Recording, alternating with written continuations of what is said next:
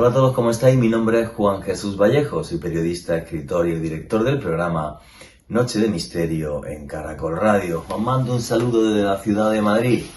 En abril de 1980, en la base militar de La Joya, en Perú, más de 1000 personas fueron testigos de la persecución de un caza de combate respecto a un objeto volante no identificado.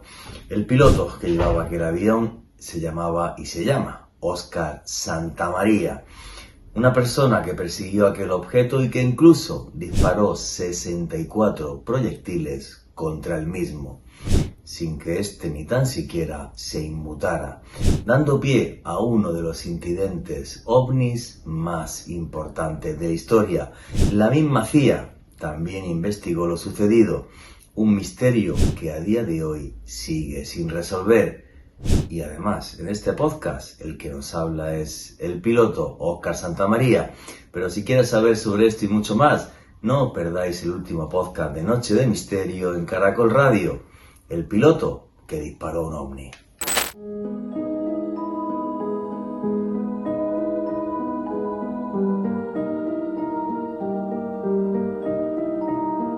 Las viejas leyendas vikingas nos hablaban que algunas noches extraños relámpagos y luces salían desde el cielo de la península escandinava.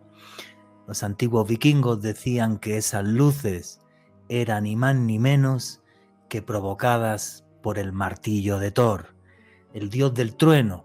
Cuando se relajaba y caía en descanso, dejaba caer su martillo y esto hacía que de las nubes surgieran truenos, relámpagos y luces incomprensibles. Así nos narraban las luces extrañas en la península escandinava las antiguas leyendas vikingas. Sin embargo, entre 1981 y 1984 sucedió en el valle de Hesdalen, en Noruega, algo realmente inusual. De repente los habitantes de la zona empezaron a reportar el avistamiento de extrañas luces.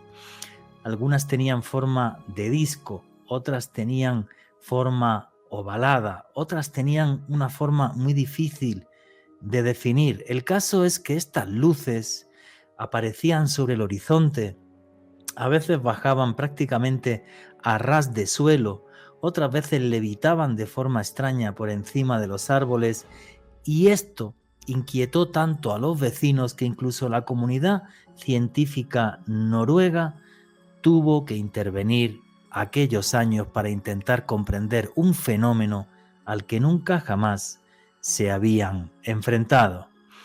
Fue en el año de 1984 cuando un ingeniero electrónico, Erling Strand, junto con 40 voluntarios, monitoreó todo el valle de Hesdalen durante una semana. Puso a lo largo del valle cámaras de fotos, cámaras de vídeo, contadores Geiger, sismógrafos, todo lo que la ciencia podía aportar para ver si eran capaces de entender qué eran esas extrañas luces. Durante esa semana, Erling Strand y su equipo de 40 voluntarios pudieron registrar 50 avistamientos de luces anómalas. Una de ellas pudieron filmar incluso y constatar que se movió a una velocidad de 30.000 kilómetros por hora. ¿Me están escuchando bien? Lo repito, 30.000 kilómetros por hora. Una velocidad imposible para un avión de aquella época y también lo es imposible para los aviones que tenemos a día de hoy. Bien, el informe Hesdalen de toda esta investigación se publicó en 1984 con el título de Hesdalen 1984 Final Technical Report. Un informe del que les voy a leer un párrafo para que entiendan el enigma de estas luces. Dice así literal el informe. En diciembre de 1981, de forma repentina, luces desconocidas comenzaron a mostrarse en los cielos. Las luces aparecían durante más de una hora. Podían moverse lentamente y a veces se detenían. También podían mostrar una gran velocidad. En un momento, un radar registró a una de estas luces a una velocidad de cerca de 8.500 metros por segundo. Estas luces podían estar en cualquier lugar. A veces se observaron justo encima de las azoteas de las casas o justo por encima del terreno. A veces estaban muy altas en el cielo. Sobre todo, las luces fueron registradas por debajo de las cimas de las montañas cercanas. Nadie pudo ofrecer explicaciones para estas luces. Las luces parecían tener diferentes formas específicas. Esto se demostró con las fotografías expuestas más arriba. Podían tener forma de una bala con el filo hacia abajo. Podían ser redondas como un balón de fútbol o como un árbol de Navidad boca abajo. Los colores eran sobre todo blancos o blanco amarillento. A veces podían tener una pequeña luz roja, generalmente en la parte superior o inferior de luces blancas. Algunas veces parecían tener todos los colores, rojo, verde, azul, amarillo, al mismo tiempo. A veces en las fotos podemos ver incluso también una luz azul. Acabo de leer parte del informe que presentó el científico Erling Strand. El diámetro de las luces oscilaba entre 3 y 20 metros. Lo más extraño también de todo es que algunas de estas luces, cuando una persona le hacía señales con otras luces, con linterna, las luces se detenían y parecían intentar comunicarse. Se intentó de diferentes formas explicar el fenómeno, incluso sacando teorías nuevas, como que podía existir una especie de plasma térmico. El caso es que la ciencia jamás pudo explicar qué fueron las luces de Hessdalen, y el único informe científico que hay sobre ellas deja claro que no tenemos idea de cuál es su origen. No sé lo que opinan ustedes. Para mí, naves de otros mundos, porque estamos hablando de ovnis, objetos volantes no identificados que surcan nuestro cielo. Las antiguas leyendas vikingas nos hablaban del martillo de Thor. Cuando Thor se dormía y caía su martillo, las nubes empezaban a dar una serie de luces extrañas. 1000 años después, las luces de Hessdalen nos dieron otra versión de lo que los vikingos entendían por el Valhalla, por ese lugar al que iban los guerreros después de fallecer, lugar en el que también, obvio, estaría y podía ir el mismísimo Odín, el dios del trueno. El fenómeno ovni nos desafía. El fenómeno ovni tiene infinidad de pruebas palpables. Hay científicos valientes como Erling Strand que se atrevieron a jugarse su prestigio investigando las luces de Hessdalen, diciendo claramente que no tenía ni idea de qué era aquello. Repito, con radar se llegó a registrar velocidades de 30.000 kilómetros por hora. ¿Tenemos nosotros a día de hoy algún avión que haga esto? Absolutamente no. Los que quieran seguir ciegos, que sigan ciegos. Ustedes y yo vemos y también escuchamos. Y escuchamos que las estrellas nos susurran. El que tenga mente y alma que la abra e intentemos descifrar su mensaje, aunque eso será en otro programa. Lo que tengo claro es que investigaciones como la que os acabo de narrar de las luces de Hessdalen nos hablan claramente de que nuestros visitantes llevan aquí miles de años. ¿Cuál es su intención? No lo sé. El caso es que son tan palpables que los científicos pueden investigarlas. Son tan palpables que un piloto militar puede perseguir un ovni e incluso dispararle un caso único que vais a escuchar esta noche con el protagonista de los hechos, el fenómeno ovni. Miremos siempre a las estrellas, porque desde hace mucho tiempo no dejan de susurrarnos. Buenas noches, noctámbulos. Mi nombre es Juan Jesús Vallejo. Los que queréis seguirme en redes sociales, mi Twitter es @JuanGVallejo, Juan J.E. Vallejo. En Instagram y en Facebook, Juan Jesús Vallejo. Y esto es otro programa de Noche de Misterio. Y aquí lo que hacemos es periodismo de misterio. Nosotros os ponemos los hechos encima de la mesa y vosotros decidís qué hay detrás y qué no. Y aquí somos una gran familia, la familia del misterio, y por eso ya tenemos un numeral en Twitter para que todos pongáis vuestras opiniones y comentarios, y ese numeral es UFO Caracol. Repito, ese numeral es UFO Caracol. ¿Qué opináis de la introducción que os he hecho? Luego dicen algunos ciencinazis que no hay investigaciones científicas y que no hay pruebas. Pues ahí las tenéis bien claras. Vuestras opiniones y comentarios a través del numeral UFO Caracol. Sabéis que hago viajes de autor. Los próximos viajes vais a tener la información ya mismo en la página web www.viajesjuanjesusvallejo.com, también en mis redes sociales, y serán en abril del año que viene a Perú y en junio a Turquía. Toda la información en www.viajesjuanjesusvallejo.com. Tengo muchas ganas de volver a Göbekli Tepe, en Turquía, los templos más antiguos de la humanidad, 12.000 años, ni más ni menos.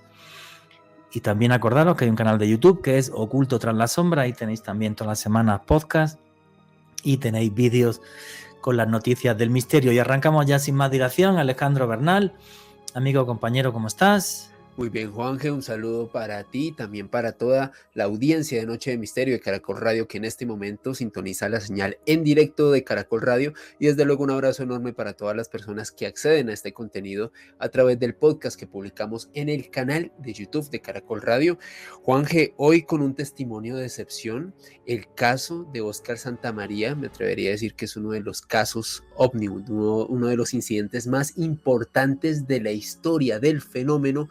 Un testigo de excepción, que en este caso es un piloto, como lo hemos manifestado en reiteradas oportunidades con Juanje. Siempre los testigos más cualificados son pilotos o militares. En este caso, Óscar reúne ambas condiciones, un testimonio único y excepcional que sigue realmente sorprendiéndonos hasta nuestros días. Y sobre la introducción que hacías de las luces de Gesdal en Juanje, muy difícil explicar que un objeto, un artefacto, lo que sea, se mueva a 30.000 kilómetros por hora. Realmente sale de cualquier tipo de conciencia, incluso sale de cualquier tipo de precepto científico de la actualidad. Claro, y además que es que lo registraban los radares. Exacto. O sea, es que está el registro de radar, o sea, es una cosa muy loca. Sí. 30.000 kilómetros por hora, o dicho de otra forma, 8.500 metros por segundo. No, es una auténtica bestialidad, ¿vale?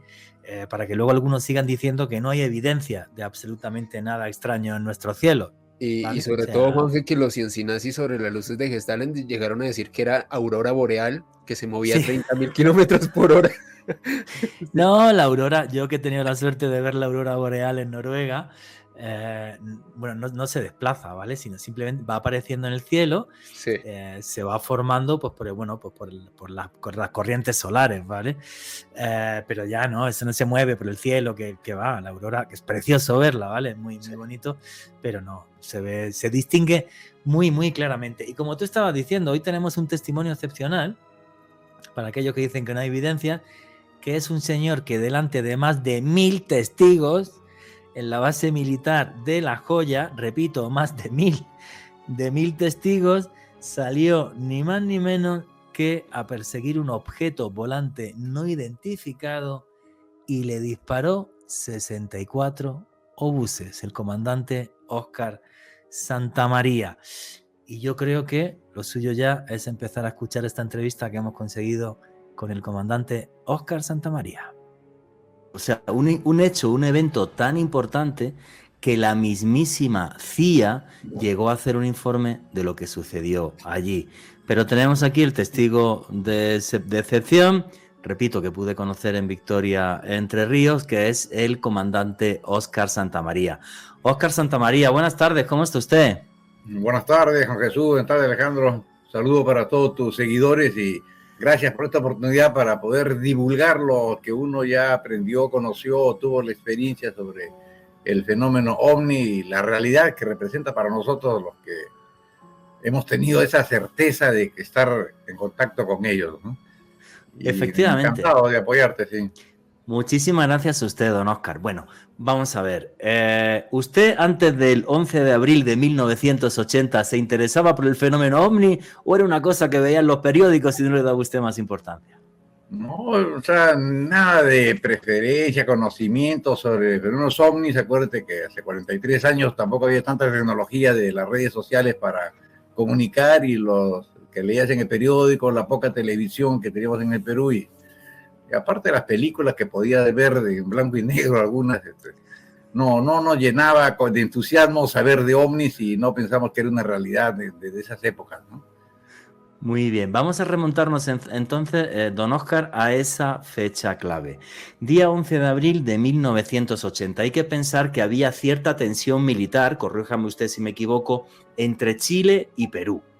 Había cierta tensión militar y usted estaba en una base militar destinado que era La Joya, que está al sur del Perú, relativamente cerca de lo que sería la frontera chilena.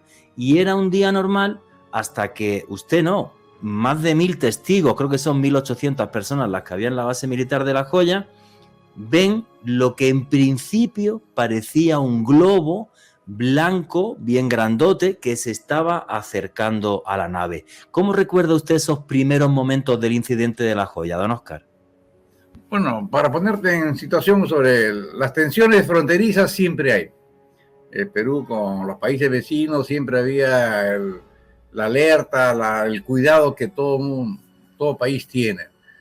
El dato para ese año 1980 era que en la base de La Joya estábamos implementando material soviético de defensa y ataque. Y al tener ese material y la distribución, ubicación, nos cuidamos mucho de que no nos hagan inteligencia.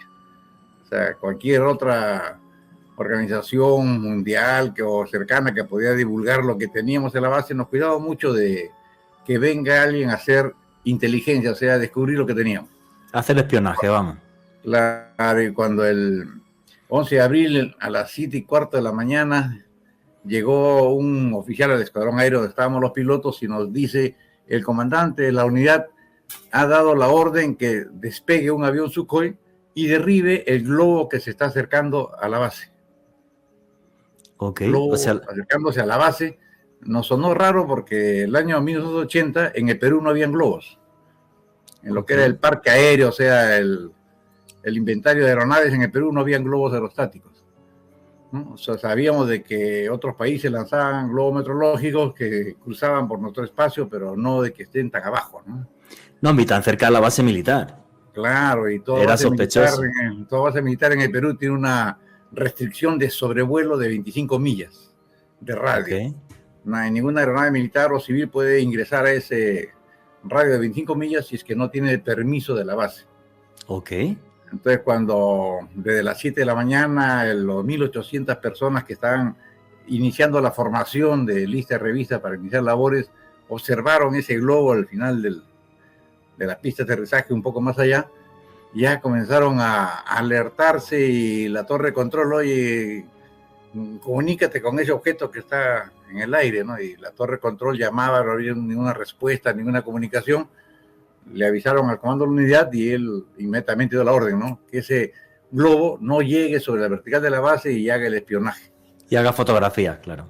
Claro, entonces vino la orden al escuadrón y el escuadrón al recibirla nos sorprendió que un globo cerca de la base a baja altura y sin permiso de nadie, así que dirigiéndonos hacia la plataforma de aviones fuimos viendo y efectivamente se veía lejos, veía unos 600 metros de altura un globo, o sea, a la primera vista una especie de globo y la orden era derribarlo, ¿no?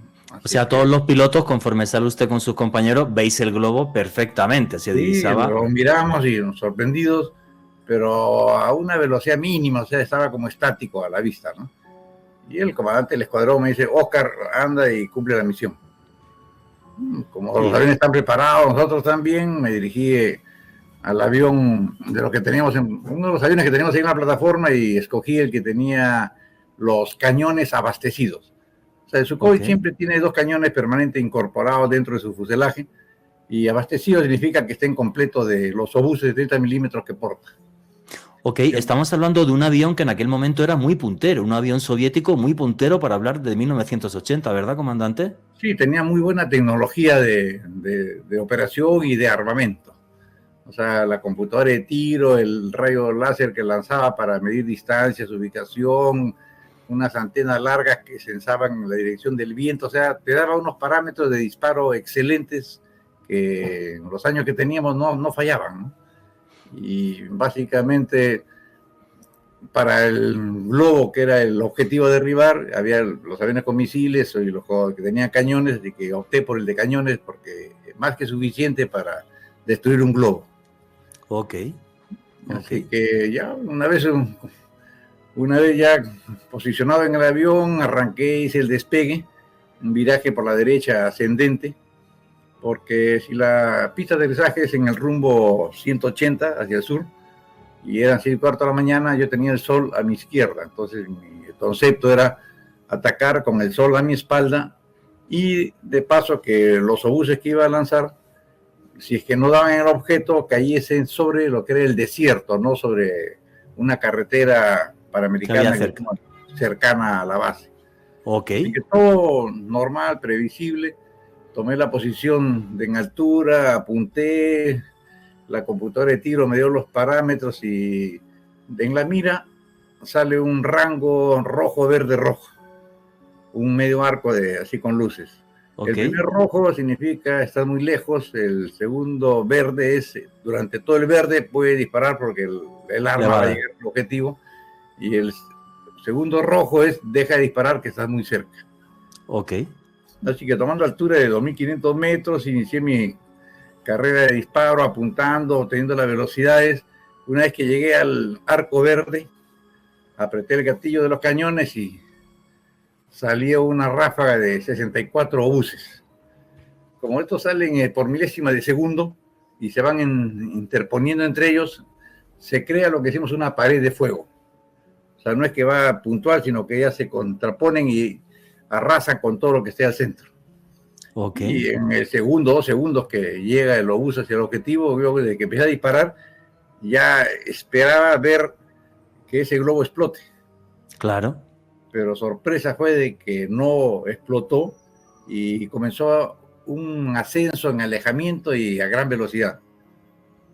Wow. Dije, ¿qué pasó? Ese globo debió haber sido destruido con tantos obuses que le hemos enviado. Y digo, bueno, si algo falló, al menos algún hueco le he hecho a ese globo y por la fuga de aire que se está alejando. Así como un globo de fiesta que cuando le sacas la boquilla y se va por cualquier sitio. Sí. Igual, entonces, esa era mi idea, ¿no? O sea, el globo tiene un par de huecos, un hueco, y con esa fuga de aire se me está alejando. Pero el caso es que usted la computadora le marcó claramente que estaba verde, que el objeto estaba ahí, que disparase, sí, que le iba a dar. Eso no falla. Sí, esa, no había problema. Estaba puntería y garantizada de darle, ¿no? Ok. Y si no era una obús, era toda una suerte de 64 obuses que no había pierde, ¿no? O sea, listo. Bueno, entonces, a la vez que yo inicié mi trabajo y subida y ascenso en el avión, en la base aérea también se alertó a mucho personal que tenía que ver con la operación de armas defensivas, lanzamisiles, misiles grandes, misiles chicos, los cañones antiaéreos, porque decían, si el avión falla en su misión de derribar el globo, actúan las otras armas, pero ese globo no llega a estar sobre la vertical de la base aérea. Entonces, mucha gente estaba muy pendiente de todo lo que estaba sucediendo. 64 obuses que hay que decir que tienen la punta de uranio enriquecido. O sea, eso pesa es uranio reforzado, ¿no? No es uranio enriquecido que se utiliza para las centrales nucleares, perdón, me equivoqué. Es un tipo de uranio que, como es súper duro, se mezcla con otros minerales, con otros metales, y para que os hagáis una idea, una ráfaga así tritura un tanque de guerra, ¿vale? O sea, no es que sea un disparo con una escopeta de perdigones ni nada de eso. 64 obuses con punta de uranio. O sea, eso revienta un tanque, revienta lo que sea. Y aquella cosa se movió y está genial, ¿no? En la entrevista a Óscar Santamaría, como nos decía, pues pensé que a lo mejor le había dado solo uno o dos y por eso aquello se iba. Juanje, con el agravante que uno solo de esos obuses hubiese sido suficiente para destruir un tanque, y Óscar Santamaría aclara que literalmente se creó una pared de fuego de obuses, o sea, una cantidad ingente de esos misiles que fueron a impactar a ese globo. Con uno solo hubiese sido suficiente y al globo no le pasa nada. Además, una estrategia que utiliza Óscar Santamaría que me parece súper inteligente: utilizó el sol de espaldas para deslumbrar a los posibles tripulantes de ese artefacto, sea lo que fuere, para luego atacarlo, y sin embargo no se trastornó tras este ataque. Juanje, impresionante. Que en ese momento todos pensaban que era un globo espía, hasta ese Sí. momento. Claro, hasta que le pega 64 obuses con punta de uranio y aquello no solamente no se entera, sino que empieza a moverse y empieza a ascender. Ahora seguiréis escuchando la entrevista a Óscar Santamaría, que yo creo que ha sido de las entrevistas en las que Alejandro y yo más nos hemos divertido como periodistas en nuestra vida, para los que dicen que no hay evidencia del fenómeno ovni.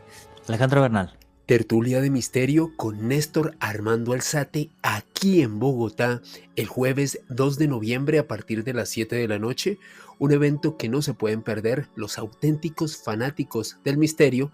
Toda la información en mi Twitter, @alebernalpress con S. Continuamos con Noche de Misterio.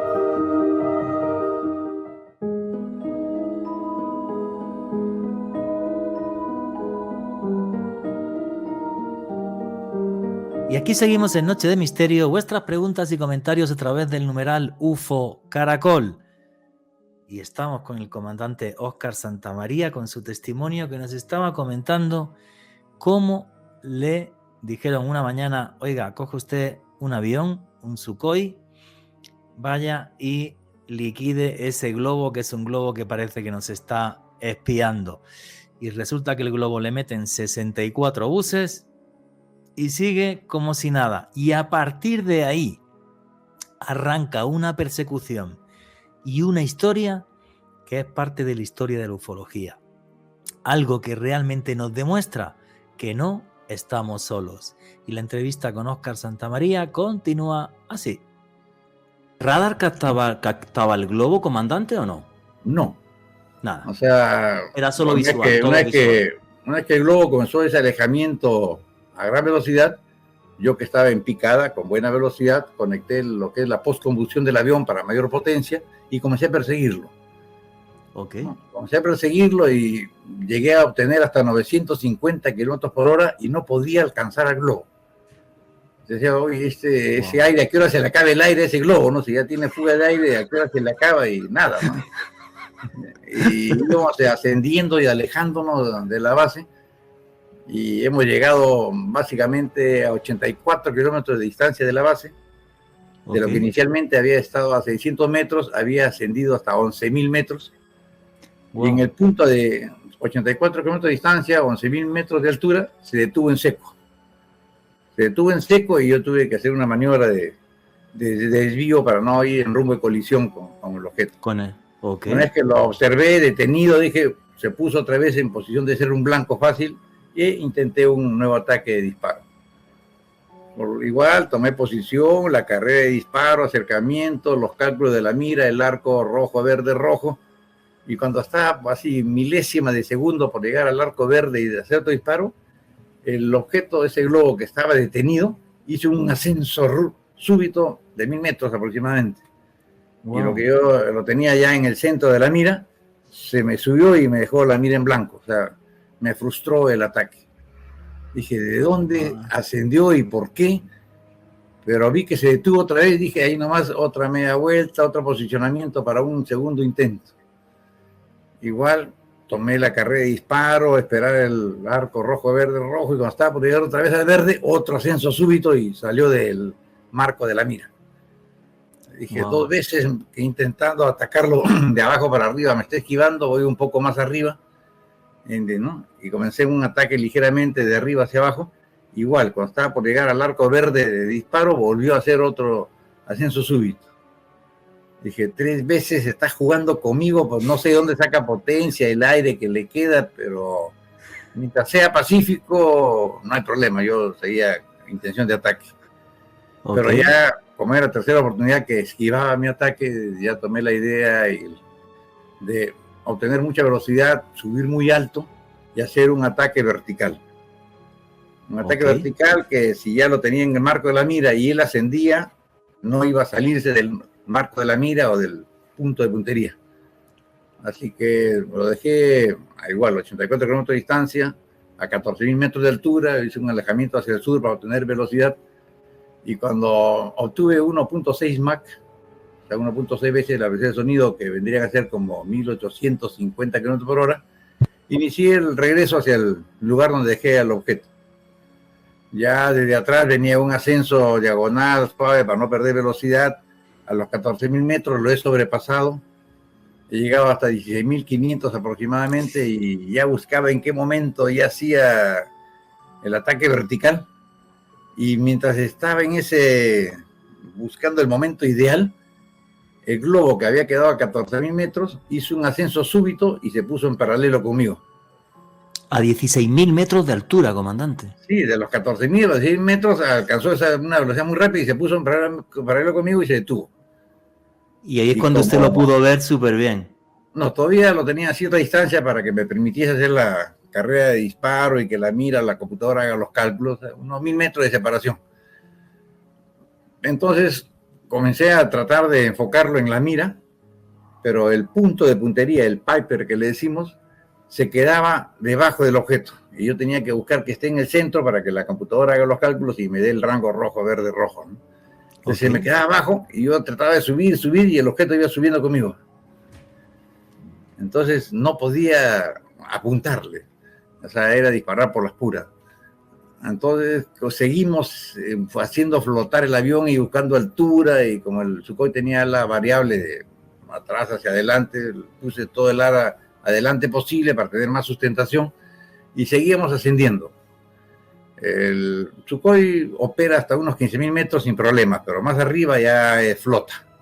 Ok. En este caso, el avión, gracias al buen motor que tiene, flotaba y iba ascendiendo hasta donde podía. Y no podía obtener la puntería ahí en el centro del objetivo. Y hemos llegado a como 19.200 metros de altura. Wow. Ya era tropósfera por ahí, como 63.000 pies. ¿sí? Y mientras buscaba darle lo que podía, se encendió en la cabina del avión una luz roja que indica bajo nivel de combustible. En pocas palabras, el suficiente para regresar a aterrizar. Ok. Así dije, uy, con luz roja, claro, ya tenía 22 minutos con la postcombustión conectada, consumiendo un montón de combustible por cada minuto, segundo. Dije, bueno, ya no tengo combustible, ya no puedo seguir atacando y voy a tener que regresar. Pero dije, suspendo el ataque, ahí sí me acerqué hasta lo máximo que pude, unos 100 metros, para observarlo. ¿Y cómo era? Y al observarlo, ves la impresión, ese impacto emocional de que, oye, esto no es conocido, no es un globo. O sea, es un objeto desconocido para mí y para todos, creo. O sea, era toda la parte redonda del globo. Era Sí. como un cerámico blanco, ligeramente crema, amarillento. Y ese globo así cerámico estaba adosado, metido dentro de una base ancha de metal. Wow. Ese Ok. sí era metal y de vez en cuando con el sol impactaba brillaba un poco. Ok. Y dije, entonces al revisarlo, la sorpresa seguía, no tenía motores, toberas de los motores, antenas, ventanas, Nada. la cúpula que usamos los pilotos, ningún dispositivo externo de los que usa una aeronave, ¿no? Las Ok. alas, alerones, toda la configuración que uno conoce de una aeronave. Y entonces, ahí decía, oye, ¿y esto cómo pudo volar, moverse, pararse en seco, hacer ascensos súbitos si no tiene medio de propulsión visible? Qué Pero loco. como ya estaba también en el límite del vuelo por combustible, después de mirarlo es igual unos 30 segundos, 40 segundos, ¿no? Con pensar en lo que podía haber pasado si me atacaba y yo no tenía ya combustible para contraatacar o escapar. Dijo una reflexión rápida, ¿no? Si este objeto no me contraatacó antes, tampoco lo va a hacer ahora. Así que no, se queda ahí inerte y bueno, inicié el vuelo de regreso hacia la base aérea y por la torre de control me comuniqué, ¿no? A la torre avisé que me regresaba por falta de combustible y solicitaba que despegue otro avión y me reemplace en el punto donde estamos quedando para que continúe la maniobra de tratar de derribar este objeto. Bueno, me dijeron, oye, ¿qué pasa con el globo? Le digo, no es un globo, le digo, es cualquier cosa menos un globo, le digo, ¿no? Es así como te escribo, ¿no? Toda la cúpula cerámica, la base ancha de metal, que no tiene motores, antenas, ventanas, cúpula, alas, nada. Entonces, pues dijeron, a ver, espérate, parece que consultaron y me dijeron, mira, lo has dejado lejos de la base, a mucha altura, ya no es una amenaza para la inteligencia de nosotros, así que no va a salir otro avión, continúa tu retorno. Okay. Bueno, el vuelo de retorno me viene haciendo unos zigzags por Siaca y mirando en el retrovisor del avión si me perseguía o no, ¿no? Si se mantuvo en su sitio.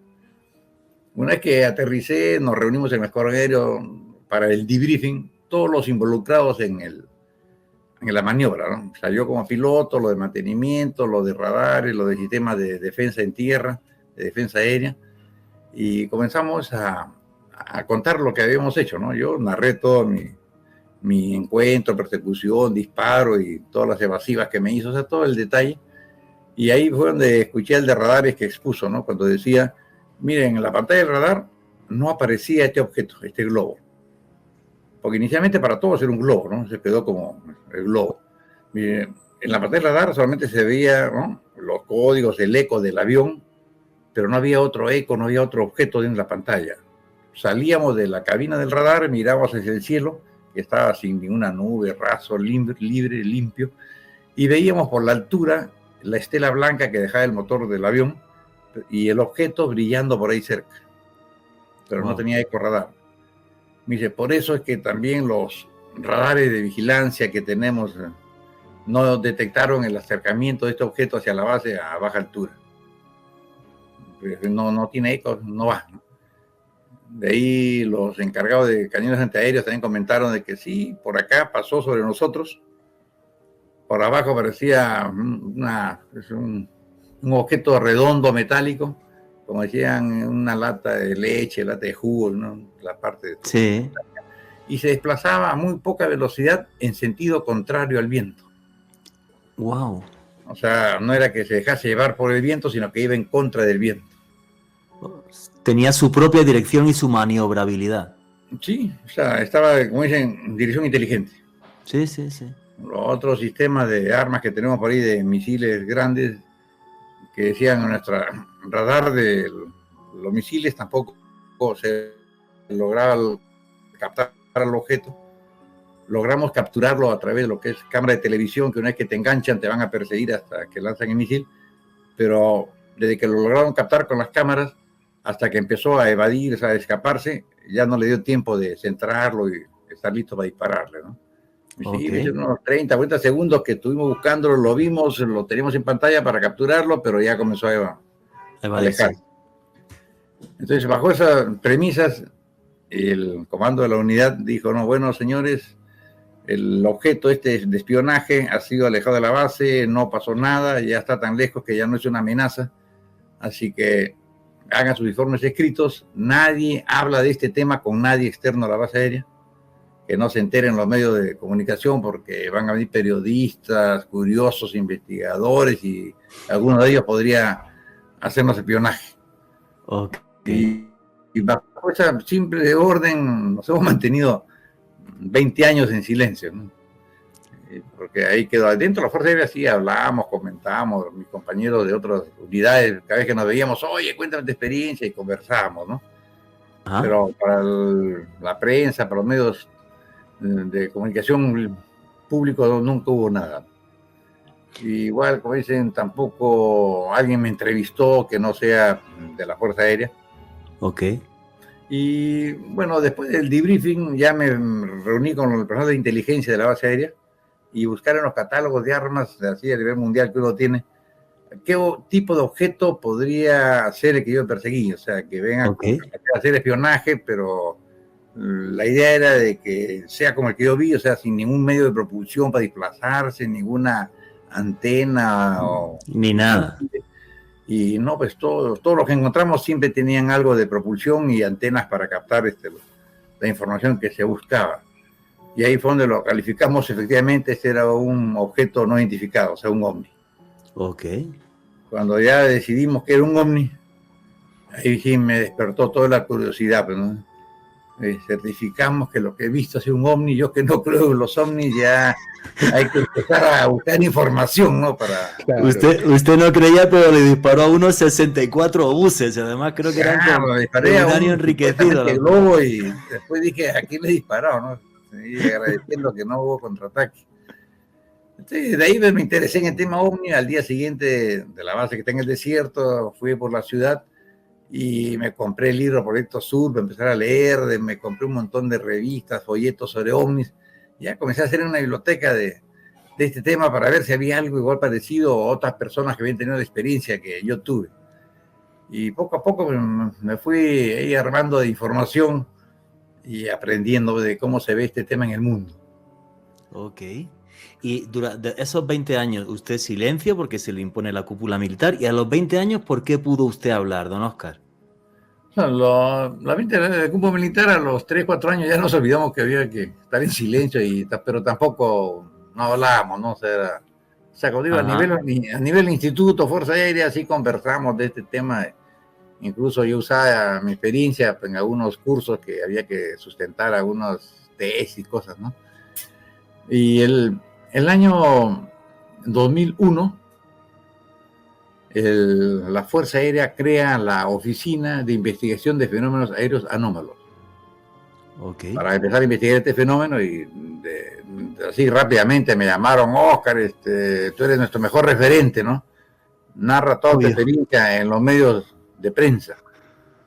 Yo ya me encontraba en el retiro y me negaba, pero digo, oye, no quiero estar pues, ahí expuesto a la televisión, ahí tanta situación. Pero bueno, aunque sea un escrito, bueno, es un resumen de mi experiencia, y en mes de diciembre del año 2001 salió publicado en un par de diarios. Ya para febrero de 2002, el jefe de la oficina volvió a conversar conmigo y me convenció, me dice, oye, haz una entrevista con la televisión, ¿no? Bueno, ya ahí acepté, nos preparamos y fue mi primera entrevista que tuve con un canal de televisión. Y desde ahí ya me hice público, y cada mes o cada vez que había eventos sobre ovnis en el mundo me volvían a buscar para entrevistas por radio, por televisión, de los periódicos. O sea, ya comencé a tener una vida de difusión. Okay. Ya para el año 2000 también ya contábamos con la internet y comencé a buscar información todos los días sobre este tema ovni, y comencé a ya aprender a diferenciar los reales de los falsos, los falsos, y aprendiendo muchos sobre encuentros sucedidos. Y todo eso estaba a nivel Perú, hasta que el año 2007 me invitaron a un evento en Washington. Eso es clave, sí. ¿No? Cuente usted, y usted está ahí con las personas más importantes del mundo que saben del fenómeno ovni.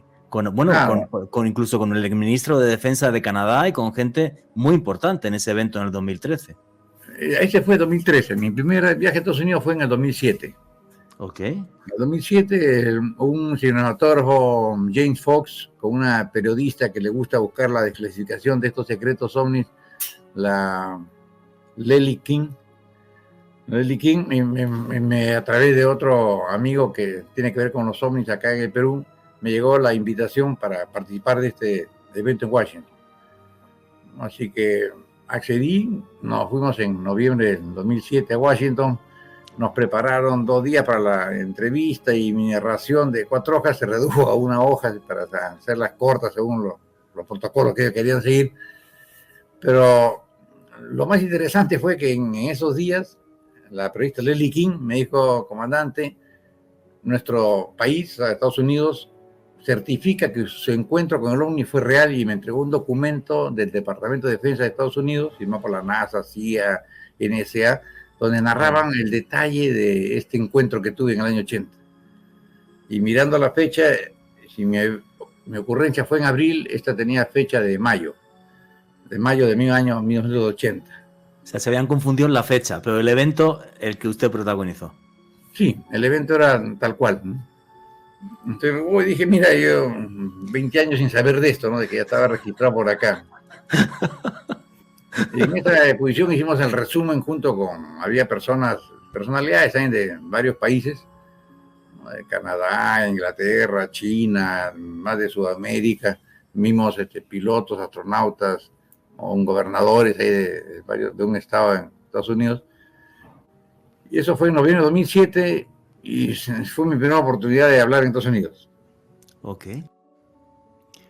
Bueno, esto sería como para hacer 3 o 4 programas, creo yo.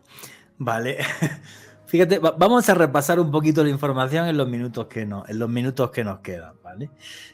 Fíjate, el radar no detecta el objeto. Sin embargo, las cámaras de televisión de la base, que me encantaría ver esas filmaciones, porque me imagino que se filmó.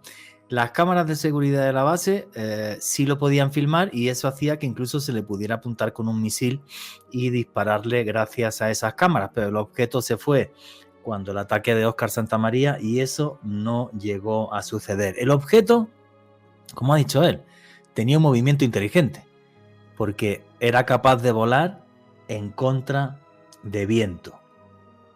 Bueno, creo que dije mal lo de los testigos, más de 1000. Bueno, según Wikipedia, que estaba mirando el incidente de la joya, 1800 testigos, ¿vale? 1800 testigos de lo que pasó. Y luego los de la CIA, que decían que no investigaban ovnis desde hacía muchísimos años, un informe de todo lo que pasó, aunque se equivocaron en la fecha. ¿Qué opinas, Alejandro? Esto es que es una telenovela, tío.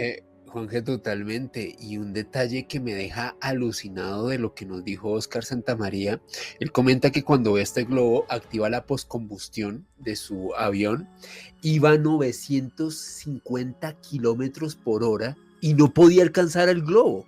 Es decir, que el globo se mueve a más de 950 kilómetros por hora en 1980, que es importante contextualizar la época, o sea, hace más de 40 años, Juanje. Óscar también hace hincapié en otro detalle que me parece alucinante y que va de la mano, Juanje, de las desclasificaciones oficiales, tanto del Pentágono, de lo que recientemente ha dicho David Grush y demás. Este globo, entre comillas, no tenía alerones, no tenía mecanismos de propulsión y podía hacer ascensos sin ningún inconveniente, o sea, algo realmente alucinante. Lo que él dijo, ascensos de 1000 metros en un segundo. Exacto. Una barbaridad. Y luego la descripción que hace del objeto, cuando le dice, bueno, esto ya no hay quien le pegue un tiro más, no hay manera porque juega conmigo, pero por lo menos voy a verlo bien. Y se acerca a 100 metros. Sí. Y lo que dice es que era como de una especie como de cerámica, semicircular de cerámica, y abajo tenía una especie de base metálica. Sí. No hay nada nuestro así volando en los cielos y que coja velocidades de 1000 kilómetros. Y es muy chistoso cómo lo narra Óscar Santamaría diciendo, no, pues yo vengo, me bajo del avión, se sienta con todos los expertos allí, con todos los militares, a ver qué prototipos hay de globos espía, de vainas, de todo, de tal. Y al final todos con cara así estupefacta, objeto volante no identificado. O sea, no es que lo diga usted, lo decimos todos. Esto es un ovni como una catedral. O sea, listo.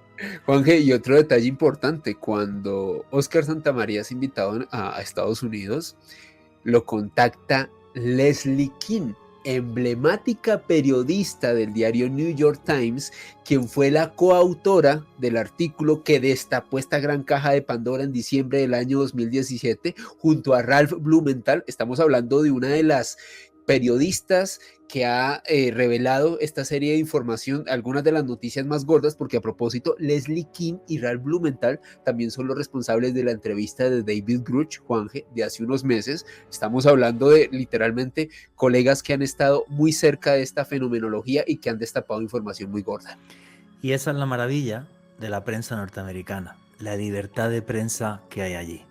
O sea, eso me parece una maravilla, ¿no? Que el New York Times se convierta en un periódico que destape este tipo de cosas y las haga públicas a nivel mundial y que sea un referente, demuestra la valentía de los periodistas. ¿Tú te imaginas aquí en Colombia o yo en España los grandes periódicos y medios de comunicación convencionales haciendo esto? Bueno, encima los trituran, los ciencinazis los trituran, bueno, y parte de la prensa, a la que tampoco le simpatizamos, ¿vale?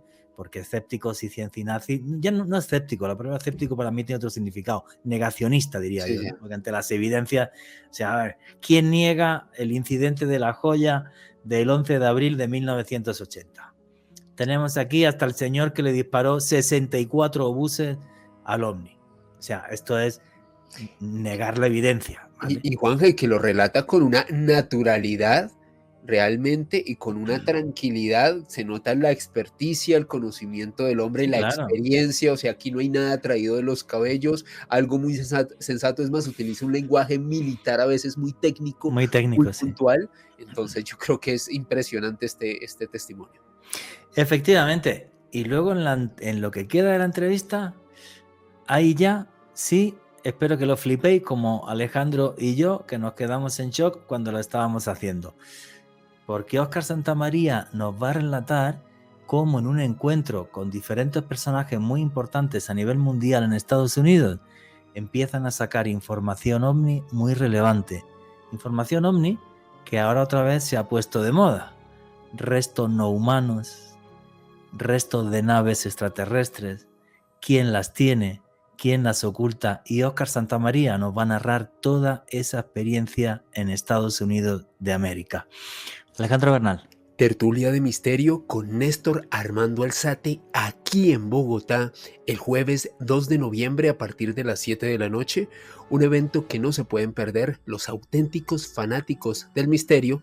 Toda la información en mi Twitter @alebernalpress con $S. Continuamos con Noche de Misterio.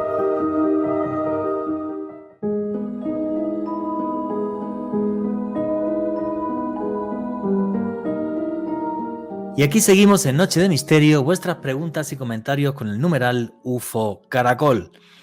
Pues yo no sé vosotros, yo hacía tiempo que no me divertía tanto en un programa de Noche de Misterio como hoy, porque la entrevista a Óscar Santamaría no tiene desperdicio. Creo que es una evidencia brutal de hasta dónde llega el fenómeno ovni.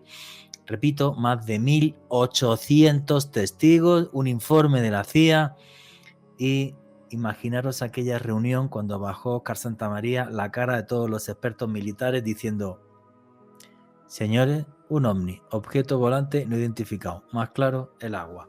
En fin, y luego empieza su aventura en Estados Unidos, y donde va a conocer toda una serie de personajes importantísimos. Ya nos hizo una pequeña reseña biográfica Alejandro Bernal de quién es Leslie Kim, esta periodista que sigue destapando grandes verdades del fenómeno ovni. Ojalá nos siga dando muchas más sorpresas en los próximos años y no os perdáis esta parte de la historia, porque la entrevista con Óscar Santamaría continúa así. En enero del 2008, History Channel me buscó para hacer un documental. Como en el 2007 la conferencia fue abierta a todos los medios de comunicación del mundo, me ubicaron para hacer un documental y en febrero viajé a Los Ángeles y el Air Combat hicimos ahí con ese equipo de pilotos la recreación de lo que me sucedió. Qué bueno, qué bonito. Ahí también en esos días se presentó para acompañarnos un piloto de pruebas del Pentágono. Ok. Un piloto con el que conversamos ya técnicamente todos los eventos, hicimos recreación técnica de todas las capacidades entre el vuelo mío y el vuelo de este globo, el Omni. Y buscando los datos me gustó poder definir, gracias a la ayuda de este piloto del Pentágono, de que el objeto cuando estuvo a 14.000 metros y hizo un ascenso súbito para alcanzarse y ponerse en paralelo, había obtenido 1.2 Mach así de la nada, ¿no? Sin motores visibles. De 0 a 1.2 Mach en nada. Sí, muy rápido y sin tener ningún medio de propulsión visible. Wow. Luego tiene razón, pero yo lo he sobrepasado perdiendo tal velocidad en tal distancia y él se ha emparejado conmigo. Wow, esto no lo hacemos, no lo hacemos ninguna aeronave de las conocidas. Igual como cuando ocurrió en el 80, el que este ovni se aleje muy rápido, que se detenga en seco, que haga ascensos súbitos de 1000 metros, ya era fuera de la aerodinámica que manejamos. Ok. Entonces, después de ese reportaje de 2008, ya me volvieron a invitar otra vez a Washington para 2013. Y ese sí fue pues, enorme, ¿no?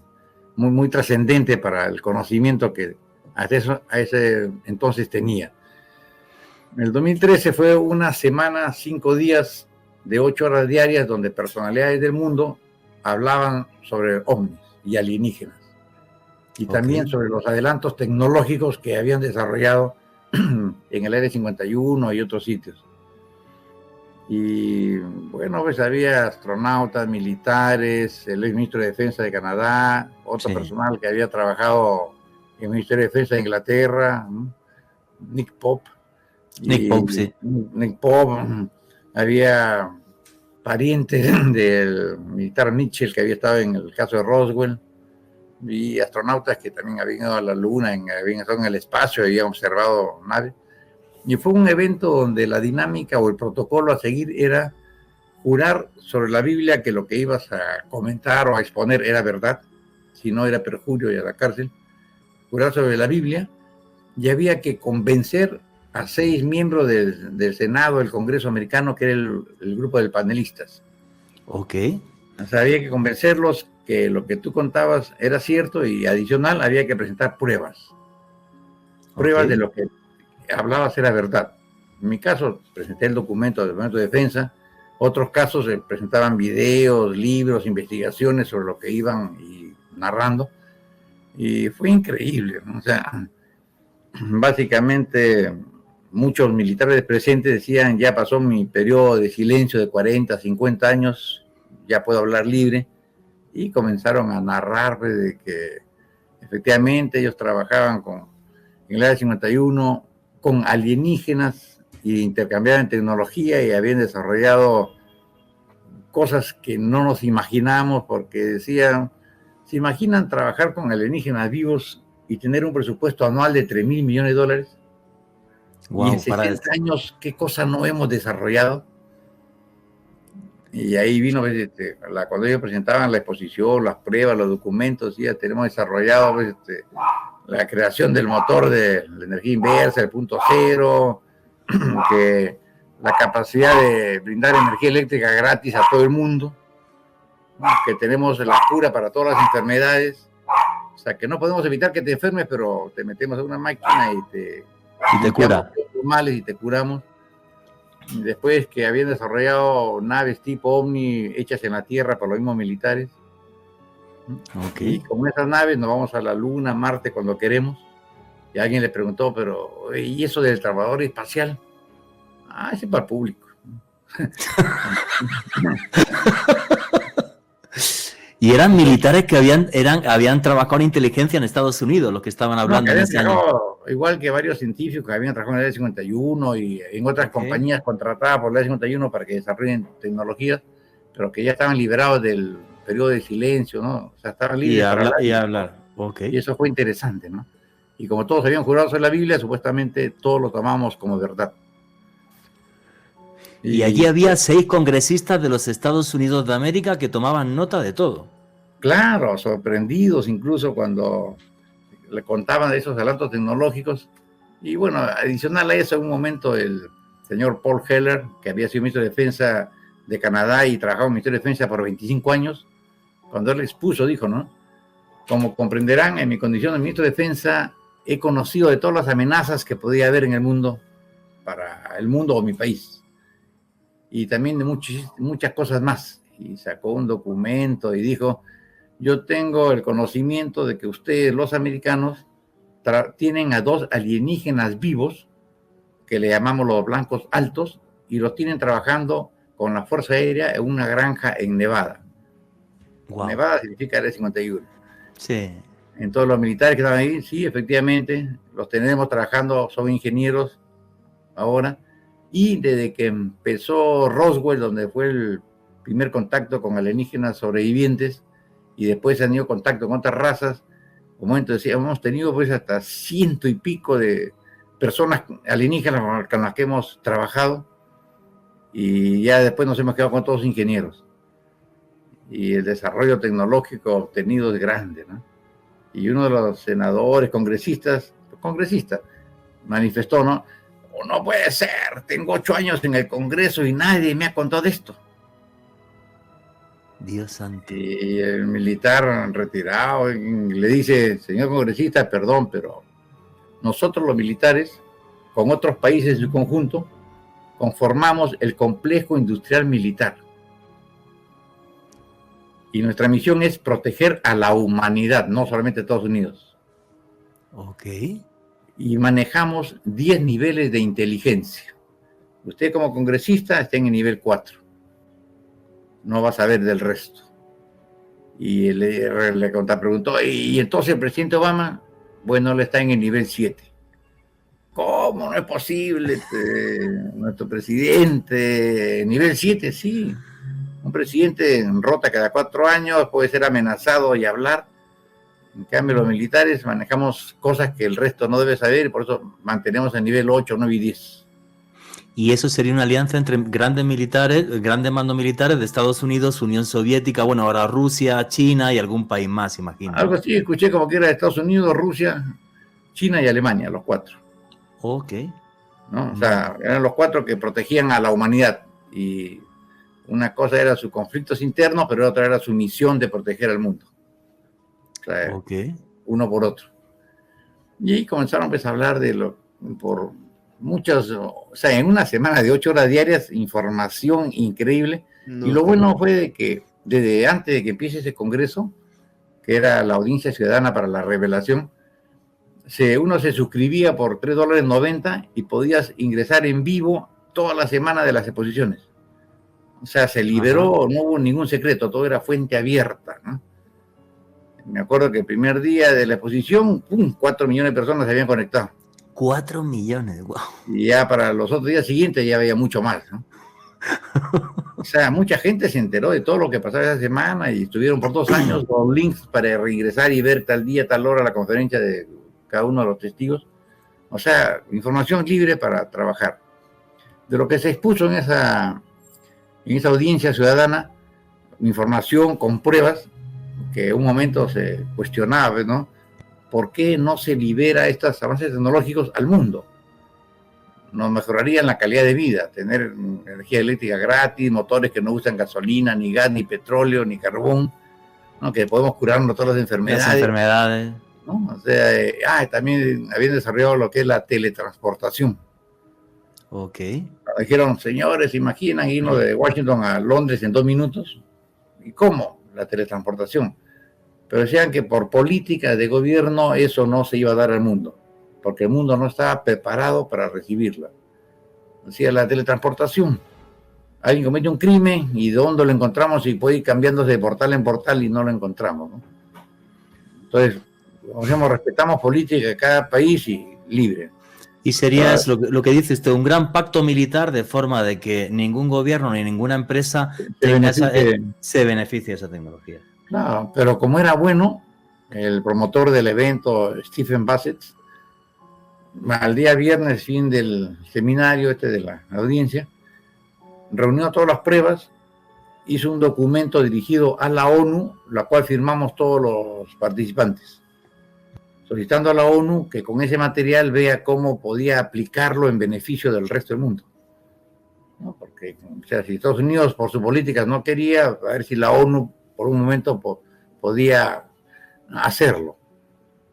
Después de esa firma del último día, a los 6 meses, volvimos a firmar otro exhorto para que la ONU siga insistiendo. Y lo que se nos pidió fue, señores, por favor, regresen a sus países y difundan lo que hemos visto en esta semana. El mundo necesita conocer esta realidad. Por eso que a mí me encanta poder tener esta tribuna como la que tú me brindas para poder contar lo que hay y que la gente vaya cuestionando y diga ya, pues, ¿cuándo, no? Sí, ¿cuándo van a abrir las puertas a esa información el Pentágono, el Servicio Secreto Ruso, el alemán y el chino, serían esos 4. Sí, y todo el resto. Sí, el resto también sabe. Y ahora la NASA, Juanje. Ahora la Sí. NASA que también se subió al carro. Juanje, sobre lo que nos decía Oscar, la verdad quiero agradecerte ese testimonio tan impresionante, tan detallado. Lo que realmente más me sorprende de todo esto es que tu testimonio, Oscar, va de la mano no solo del reciente informe que brindó la NASA, en donde comentaba que gran parte de estos objetos voladores no identificados tenían velocidades entre 1 y 2 Mach o superiores, y que eso claramente los tenía desconcertados, no presentaban mecanismos de propulsión, ni alas, ni una configuración, como bien decías, de aeronaves estándar.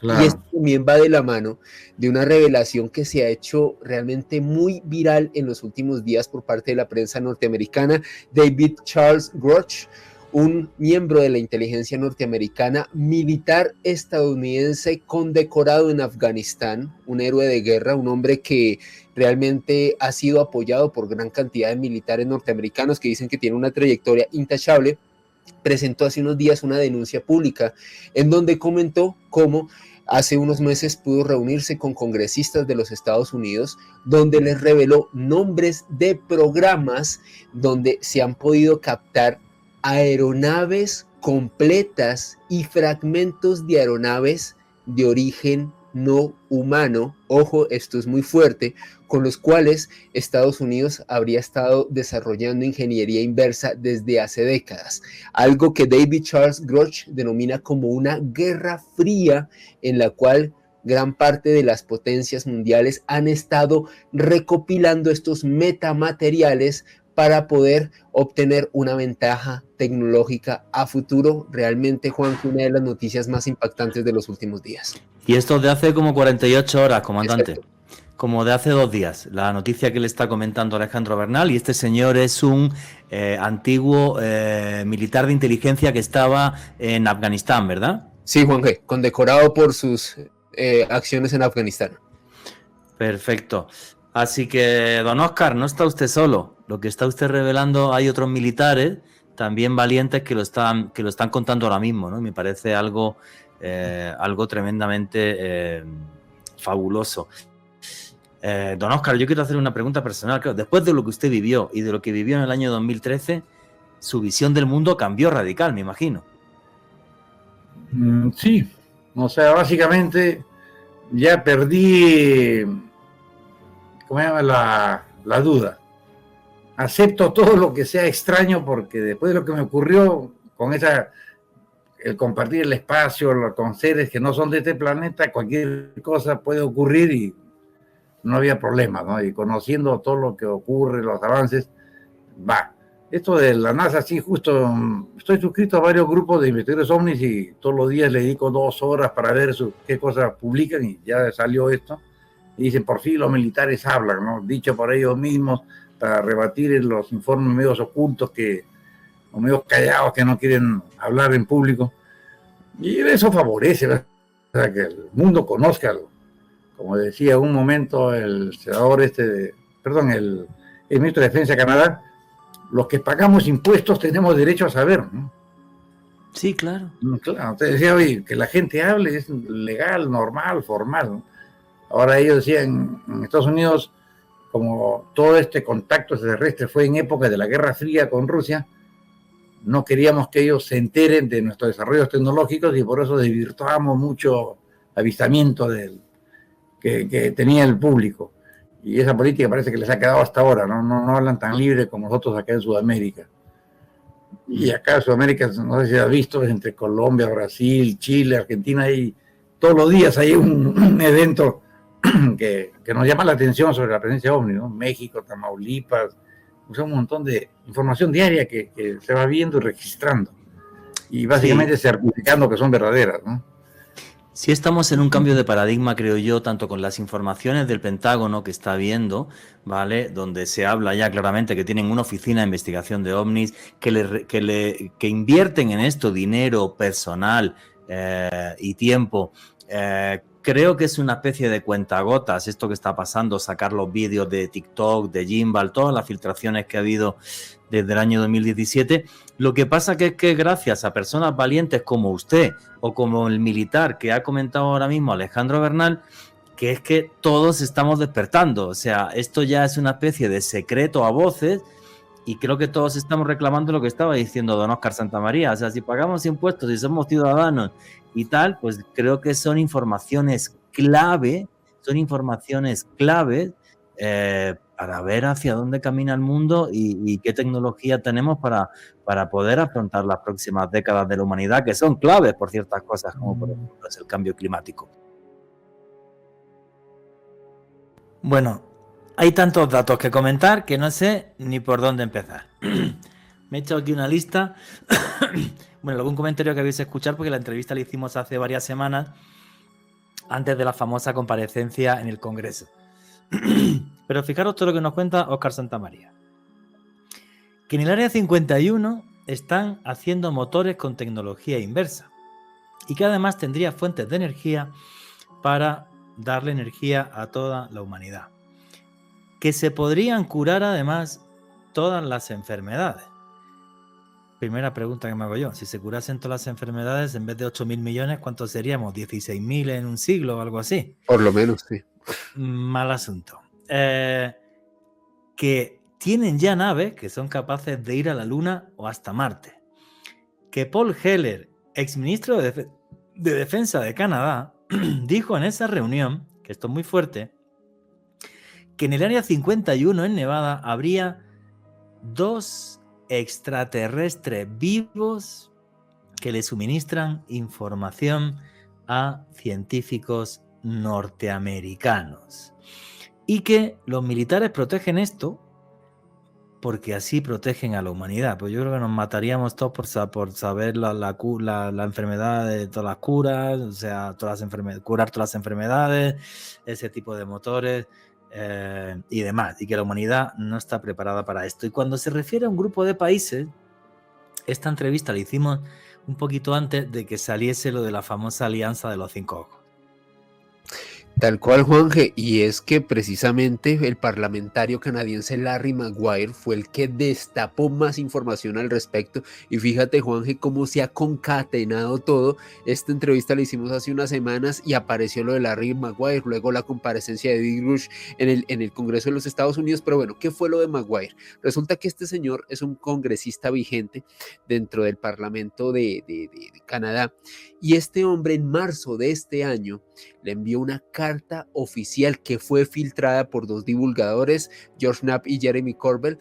El señor Maguire le envió esta misiva a Anita Anand, la ministra de Defensa de Canadá, donde le comenta cómo el gobierno canadiense, al igual que los gobiernos de otras 4 potencias a nivel mundial, han estado llevando a cabo un programa de inteligencia, de recolección, no solamente de fragmentos de ovnis, sino de artefactos, un programa denominado el programa de los 5 ojos, donde países como Estados Unidos, Gran Bretaña, Australia, Nueva Zelanda y Canadá han estado recolectando este tipo de material. Y básicamente lo que le dice Larry Maguire a Anita Anand, la ministra de Defensa de este país, es que tienen que establecer una estrategia conjunta para ir liberando esta información a la opinión pública canadiense, porque básicamente no quieren filtraciones como están ocurriendo en su vecino Estados Unidos. Quieren que sea controlada y sobre todo quieren que el gobierno canadiense no pierda credibilidad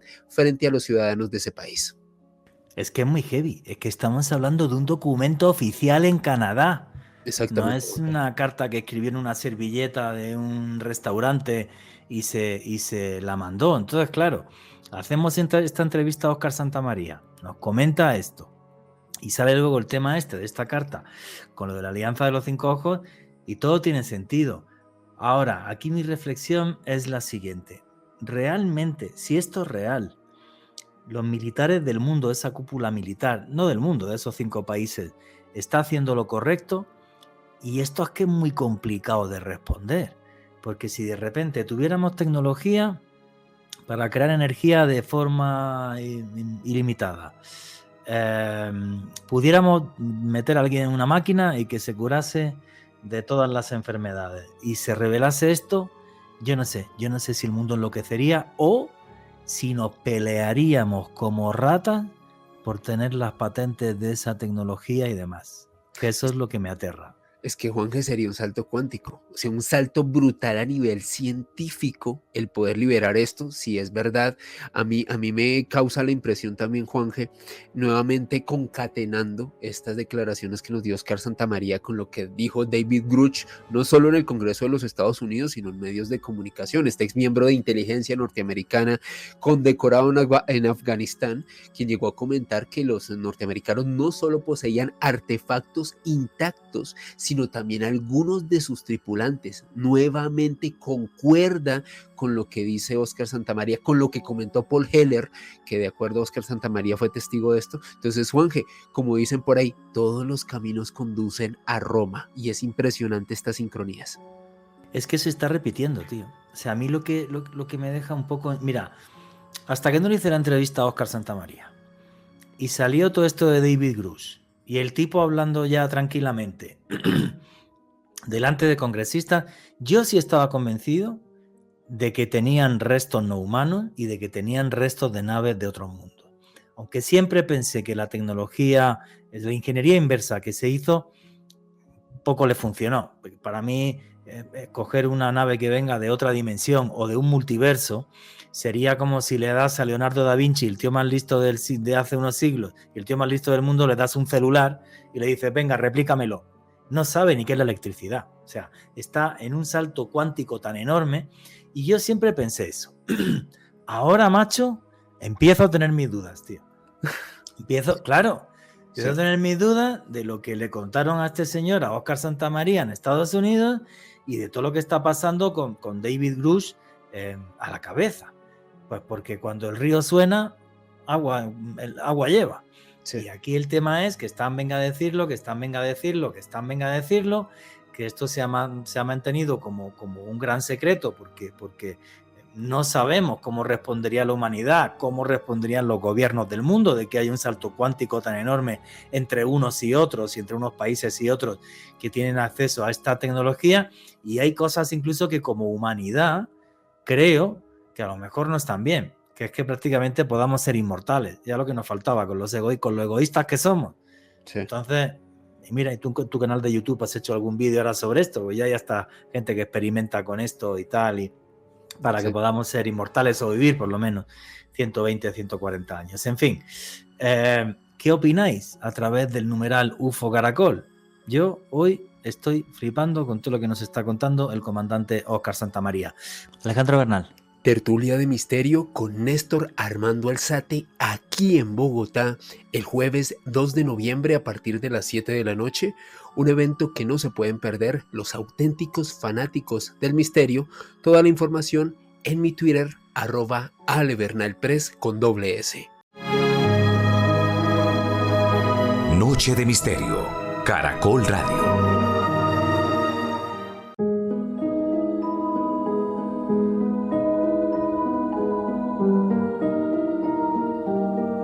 Y aquí seguimos en Noche de Misterio. Vuestras preguntas y comentarios a través del numeral UFO Caracol.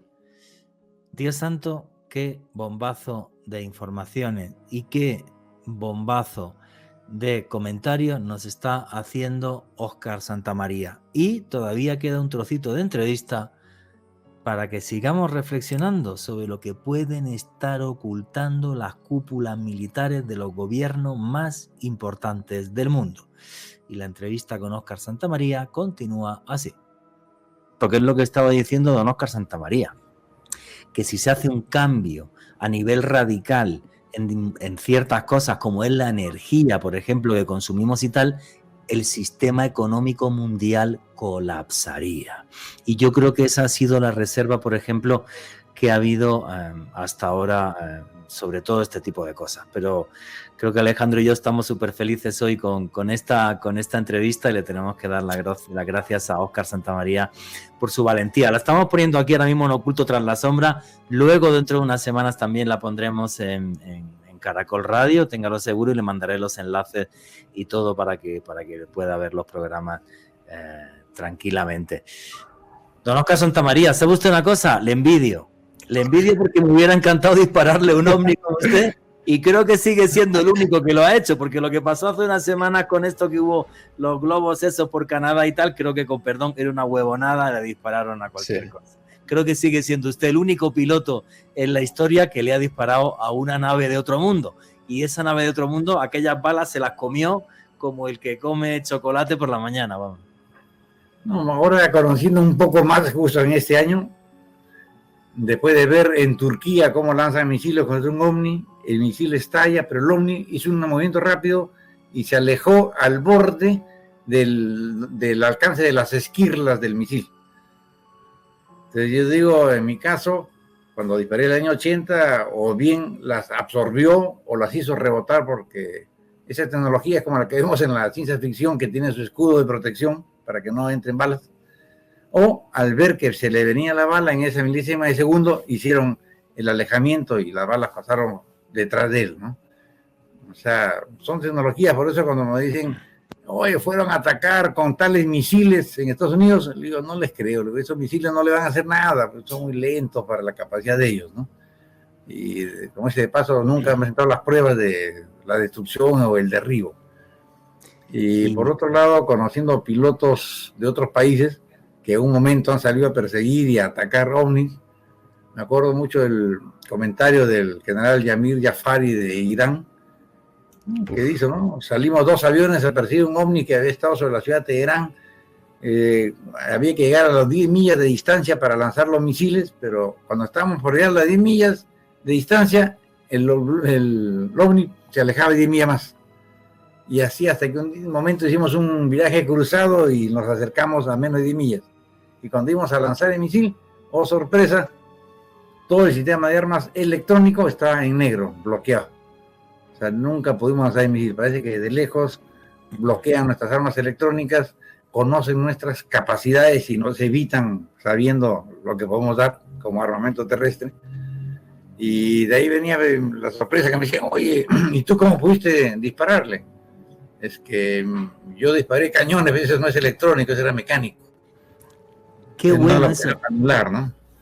Qué bueno ese dato que dice usted. Lo que usted disparó era mecánico, no electrónico. Es como si los sistemas electrónicos los escanearan y los controlasen. Y ya creo que le comenté allí en Argentina a don Oscar, que cuando usted me comentó que aquellos como si absorbieran las balas, hay un caso en España, que es en Talavera la Real, que no fue un ovni, fue un ser que apareció, que decían que llevaba los brazos así como en cruz, envuelto en una especie de aureola verde, y le dispararon no sé cuántas balas el CEDME era el arma española en aquella época.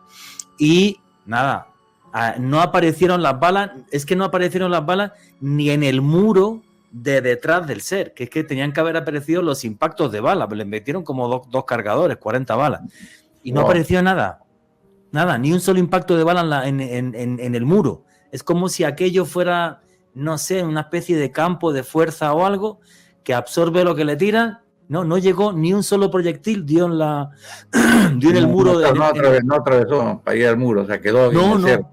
Incluso aquellos 2 hombres que estaban nerviosos, los 2 cargadores que vaciaron del CEDME, 20 balas cada uno, yo creo que estaban tan nerviosos que ni siquiera creo que tiraran con una gran puntería, o sea que a lo mejor alguno, pero eso tiene que tener como una especie de campo de fuerza alrededor o algo, que las 40 balas las absorbió.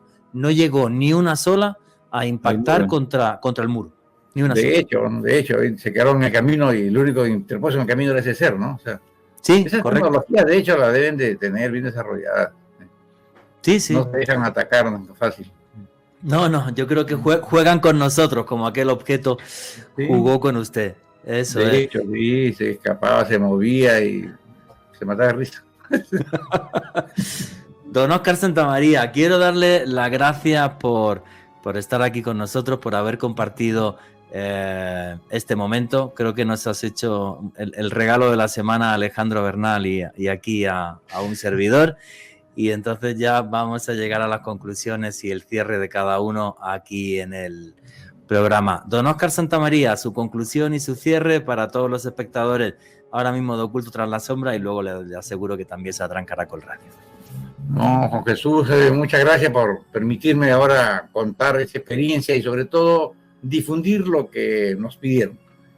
la realidad del fenómeno ovni en la Tierra, contado en esa audiencia 2013, y invitarlos a seguir buscando por la internet toda la información posible para que hagan su propio concepto o despejen sus dudas. Y las veces que quieras, a tu posición para contar lo que haya. En estos 43 años transcurridos de mi experiencia, he obtenido mucha buena información gráfica, fílmica, o sea, copia de documentos clasificados que han ido publicando en varios lugares, y es bueno que también se conozcan para saber que los registros de todos los sucesos que ahora quieren ocultar están ahí escritos, plasmados por todos lados, ¿no? Los acuerdos que han tenido gobiernos con los alienígenas y desarrollos.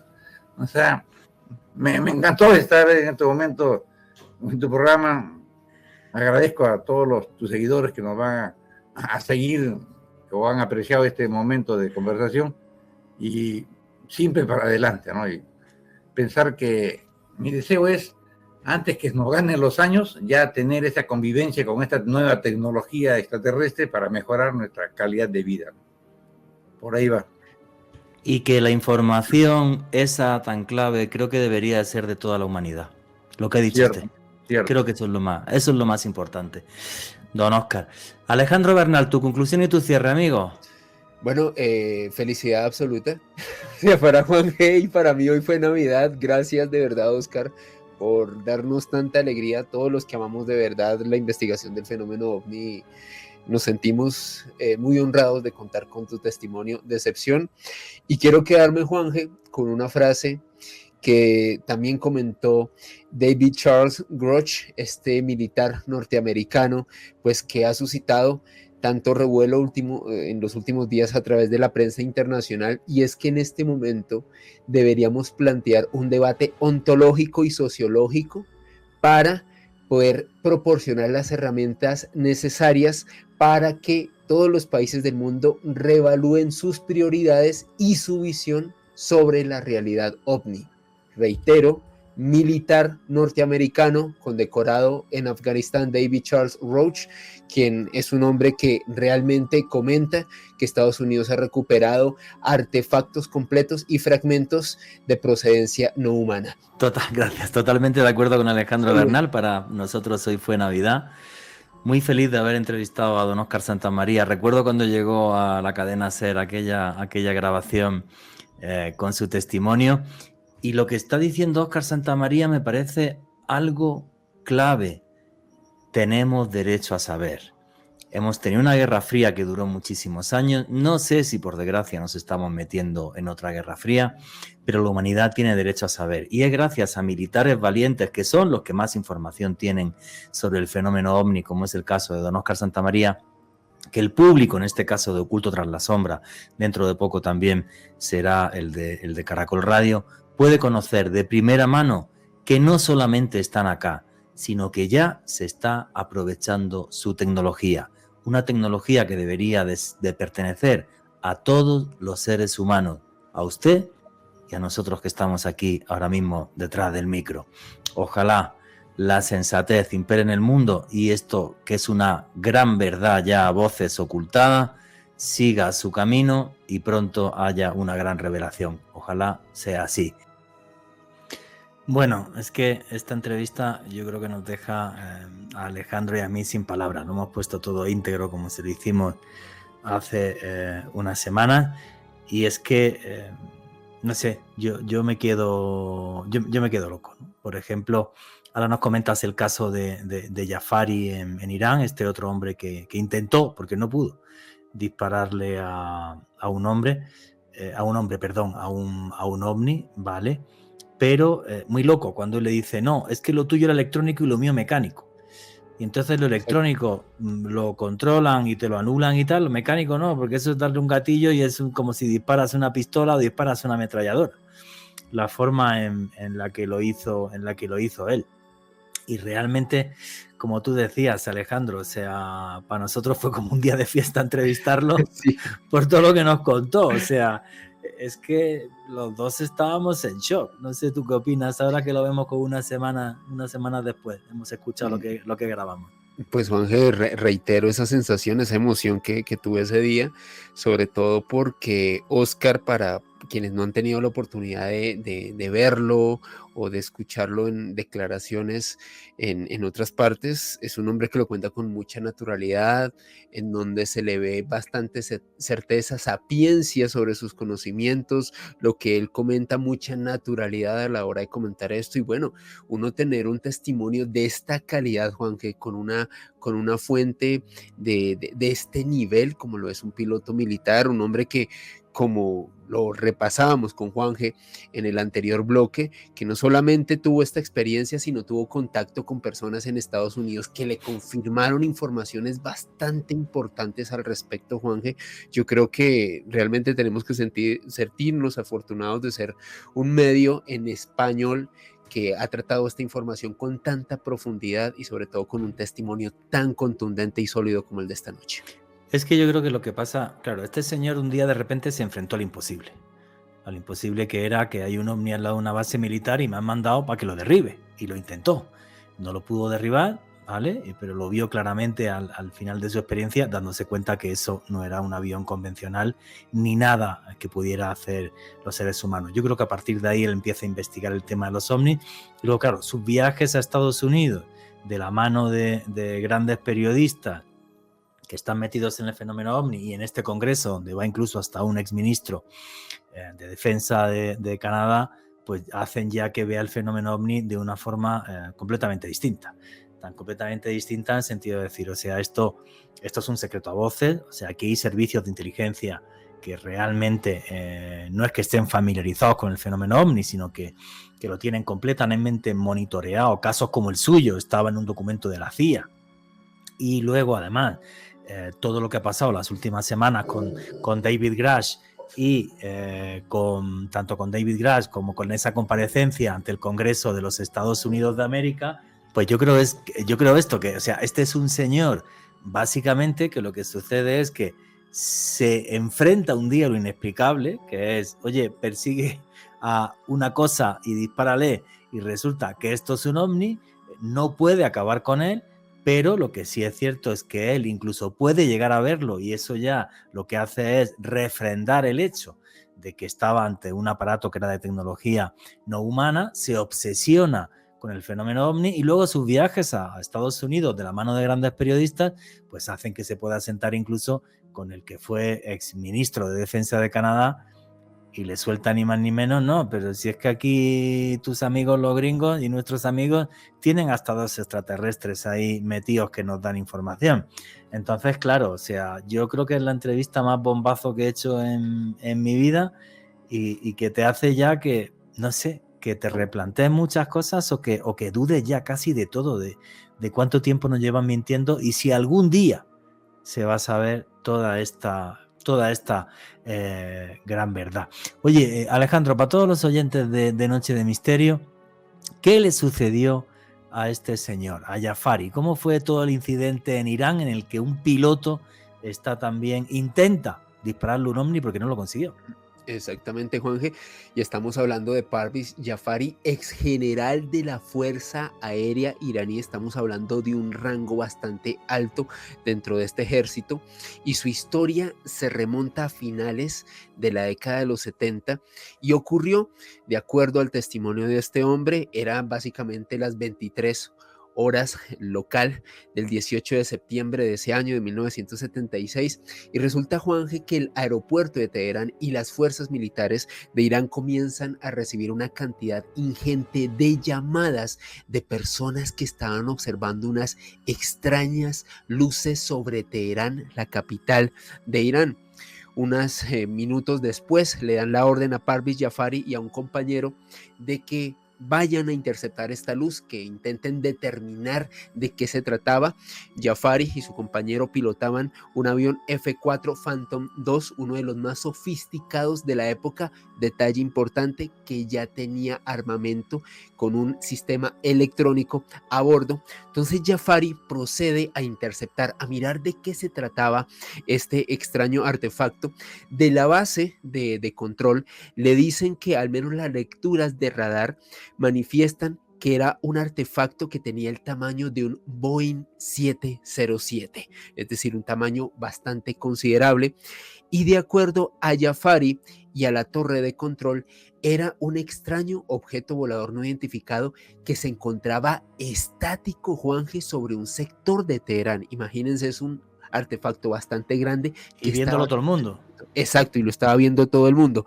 De acuerdo a Jafari, cuando se acercó aproximadamente a unos cuantos metros de distancia del mismo, él lo describe como que era un objeto que tenía un intenso color rojo, verde, naranja y azul, colores tan brillantes que le impedían ver el cuerpo de este artefacto.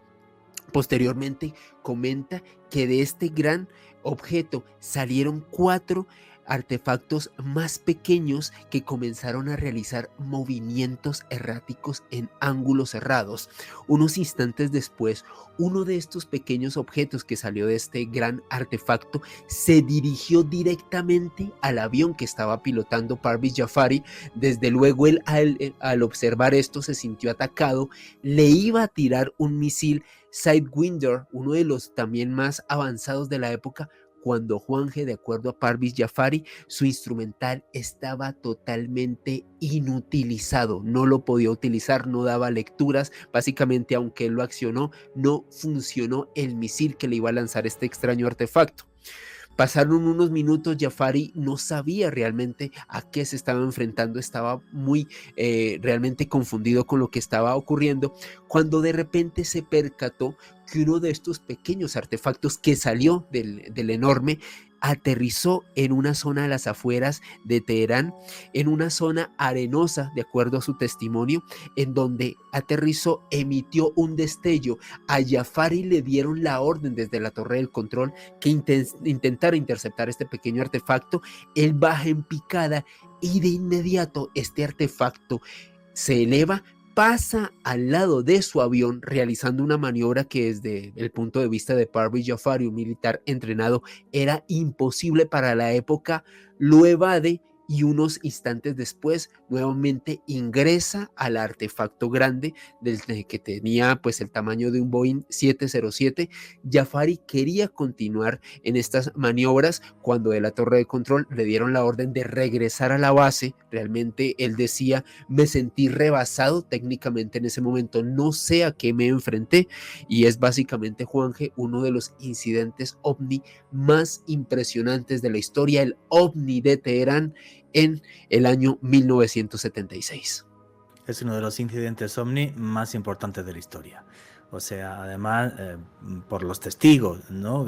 Este señor Parviz Jafari, piloto militar, que ve el objeto de cerca, o el objeto, no los objetos, porque había objetos, como tú dices, que salían de uno más grande. Y luego también es una evidencia física de los ovnis, porque aquello le dejaba el avión bloqueado y no podía operar para disparar.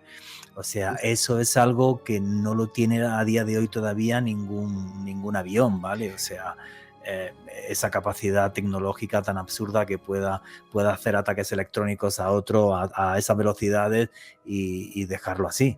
Exactamente, Juanje, y que concuerda con el testimonio de Oscar Santamaría. Santamaría le pudo disparar porque era mecánico, pero Jafari, que tenía un sistema electrónico, quedó inutilizado. Es impresionante, con un avión desde luego más avanzado. Sí, efectivamente. O sea, yo creo que son casos, y fíjate que hace pocas semanas, recuerdas que se montó un gran escándalo también porque salió un vídeo que se hizo viral en que a las afueras de Teherán le estaban disparando a un objeto luminoso, que las autoridades iraníes dijeron que eran pruebas de tiro. Bueno, yo no me lo creo para nada. O sea, pruebas de tiro por la noche para que las vea absolutamente todo el mundo desde la ciudad de Teherán. Y tantos tiros. Bueno, pero muchísimos tiros. O sea, no fueron 2 o 3. Entonces, bueno, pues el fenómeno ovni está ahí, es real, nos desafía.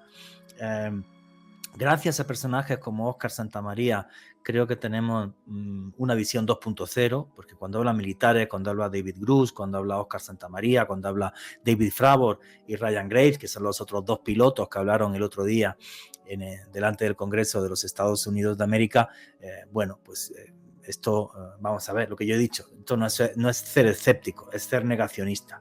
Es negar una realidad que es incuestionable, que nos desafía, que está ahí. Lo que ha hecho Óscar Santamaría hoy, además de darnos su testimonio de lo que vivió en La Joya persiguiendo aquel ovni, es levantarnos una punta de un iceberg. La punta de un iceberg de que esto es mucho más, de que aquí realmente nos están ocultando mucho más. De que, bueno, él comenta que en esa reunión en Estados Unidos la intención era llegar a una carta a la ONU, a Naciones Unidas, a ver si entre todos alguna vez somos capaces de no ser egoístas y funcionar como humanidad, pero eso lo veo más difícil que el hecho de que un día nuestros visitantes nos hablen, porque la humanidad, por desgracia, no es precisamente... digamos que no somos afables, ¿vale? O sea, no nos hemos caracterizado, esa era la palabra que no me salía, caracterizado por ser precisamente afables los unos con los otros. Y fijaros qué tiempos estamos viviendo otra vez, donde todo está tan revuelto y los que directamente hay muchos temas de los que no se puede ni hablar. En fin, pues estamos llegando ya al final, amigo, de este programa. Alejandro Bernal, tus conclusiones y tu cierre. Realmente, Juan G., uno de los casos más importantes en la historia de la ufología y también uno de los sucesos más impresionantes en la historia del misterio en general, lo que le ocurrió a Óscar Santamaría, este piloto peruano en el año 1980. Si les gusta el misterio, los invito a que conozcan mi canal de YouTube, Mandrágora Misterios, en esa plataforma donde hablo sobre todas las novedades, no solo sobre el fenómeno ovni, sino nuevas fronteras de la ciencia y otros tópicos relacionados. Tertulia de Misterio con Néstor Armando Alzate aquí en Bogotá el jueves 2 de noviembre a partir de las 7 de la noche, un evento que no se pueden perder los auténticos fanáticos del misterio. Toda la información en mi Twitter @alebernalpress con $S. Bueno, pues me quedan 2 minutos y no sé ni qué decir. Que después de escuchar la entrevista a Óscar Santamaría por segunda vez, pues me sigo quedando en shock. Primero, por lo sincero que es este hombre. Bueno, con 1800 testigos delante, ¿vale? Y por lo sincero que es en tal y como cuenta su experiencia, cómo la narra, como aquel día en su vida en el que no creían los ovnis, le mandan a perseguir aquello y su vida cambió.